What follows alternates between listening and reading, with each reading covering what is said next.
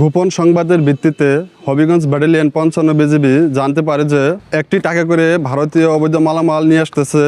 উক্ত সংবাদের ভিত্তিতে হবিগঞ্জ ব্যাটালিয়ন ৫৫ বিজিবির টহল দল সাতছড়ি তেলিয়াপাড়া মহাসড়কে কৌশলগত অবস্থান নেয়। ট্রাকটির টহল দলের নিকটবর্তী আসলে সিগন্যালের মাধ্যমে থামানো হয় এবং ট্রাকটির তল্লাশি করে প্লাস্টিকের বস্তার ভিতরে তুষের ভিতরে অবৈধ কসমেটিক পাওয়া যায় এবং উক্ত মালামাল জব্দ করি।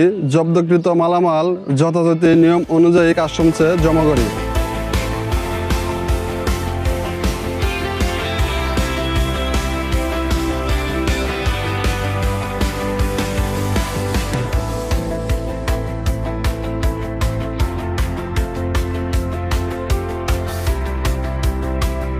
চোরা কারবারিরা নিত্য নতুন কৌশল অবলম্বন করে ট্যাকারের মাধ্যমে গাড়ি নিয়ন্ত্রণ করছে।